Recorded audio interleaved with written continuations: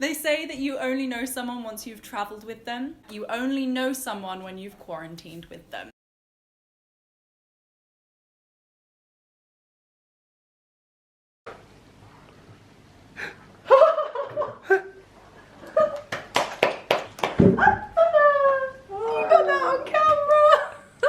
Assalamu alaikum guys, it is day 2 of quarantine in Jordan. If you saw my vlog from yesterday, you will know that yesterday, which was the 17th of March, emergency law was enacted. So yesterday when I put out my video, I recorded at 2:30 and there were 35 cases. Today we are now on how many?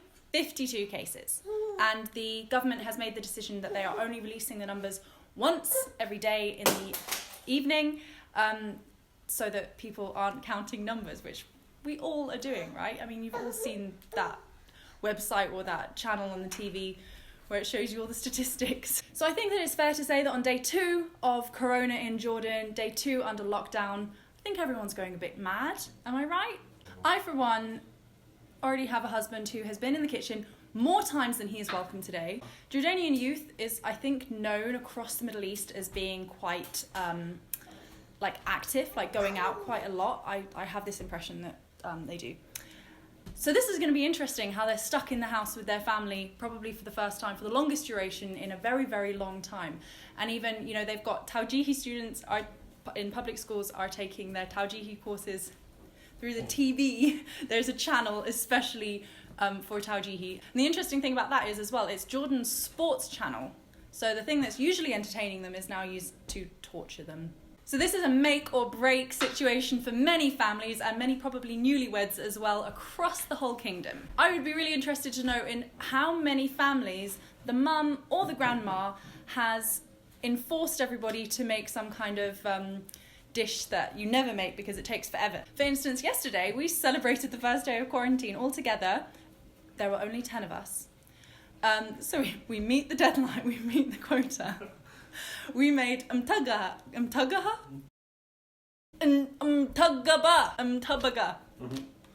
So this is something very probably quite unknown and from the past, but everybody got to enjoy making it, and everyone had to play their part. I want to bring you guys some good news because I know that it's all kind of in the doldrums and everyone's a bit miserable about it all. So I want to share some of the really lovely news that I have heard come out of this whole crisis. Despite the fact that the economy is collapsing, the country is in a hardship, a serious hardship, the government are taking the necessary steps to make sure that people's welfare is taken into account. إذا بعطيك سؤال تعطيني إياه بالرقم، كلفة كورونا حتى اللحظة على الاقتصاد الأردني بالرقم بالدينار كم بلغت ولا مش حاسبينها بعدكم؟ كلفتها حتى الآن يا سيدي 56 إنسان أردني عزيز يعانون من هذا المرض وندعو لهم بالشفاء. اللهم آمين.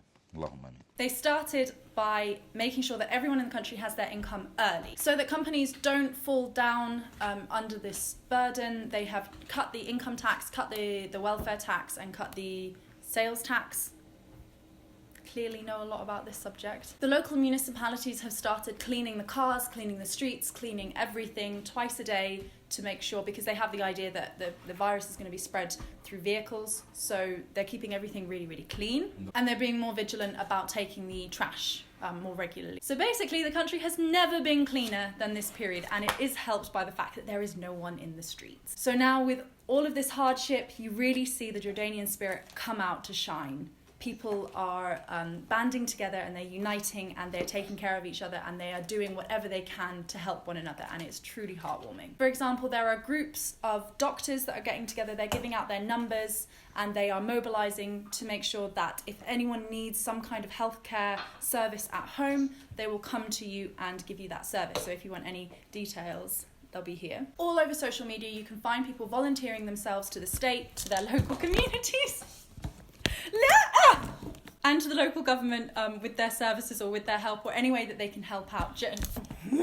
And there are youth that have been mobilising as well to go around their local neighbourhoods and take orders for going to the local shop or the pharmacy or wherever they need to go to help out the more vulnerable, despite the fact that no one is actually meant to be leaving their house. So I don't know how that works. but it's a nice idea. Vegetable shops and bakeries are saying if you don't have any money, if you can't buy your vegetables, then take them for free. Also, some landlords are saying that they won't take rent from their tenants this month, and even the banks, like I mentioned in yesterday's video, the banks are saying that they won't take mortgages and loans this month, which is fantastic for us. But it also goes up onto a much bigger scale as well. So there are big organisations such as... Oh, it's not funny. Gutted. Okay, shake it off. So the teachers' union have said 500 million dinars. No. 500. The banks, Potash, all sorts of different people are, and big organisations, are offering 3 million here, 1 million there, 100,000 here, to help deal with this situation because the economy is just struggling. Today we closed the markets at 5%. I don't know what that means, but I know it's really bad, and it hasn't been that bad from 17 years. It hasn't been that bad in 17 years. So the big companies are actually being helpful during this period as well. And you know what? The weather isn't helping. It just suddenly turned. Yesterday it got really, really horrible outside. And it just doesn't help with the morale, I think. Rain. And you know what? A couple of days ago we had a terrible storm that destroyed all the farmers' crops. All of the agricultural sector was just wiped out in an hour or something. If Corona wasn't happening, that would be the biggest news in the country, but no one's really giving it much attention. As a result of that, prices did go up for a little while with vegetables, but then the government intervened and they made it so that all of the prices are fixed. They can't raise them to deal with that, to deal with the high demand and the fact that we lost all of our crops this year. There's also a website that you can go to that's got all of the real facts about what's going on with Corona. There has been so much misinformation, and honestly guys, WhatsApp is your worst enemy during this period. There is so much false information, fake news out there.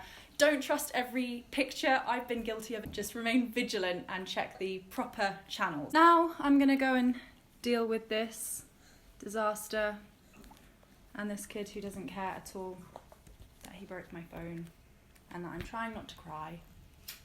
I hope that I keep joking about it, but actually this period is really, it could be something really great for you and your family to reconnect and actually enjoy this time together, because it's probably only ever going to happen once in your lifetime, and you are making memories. So crack the Monopoly games out, do some cooking together. Thanks for watching, like and subscribe, ma salama.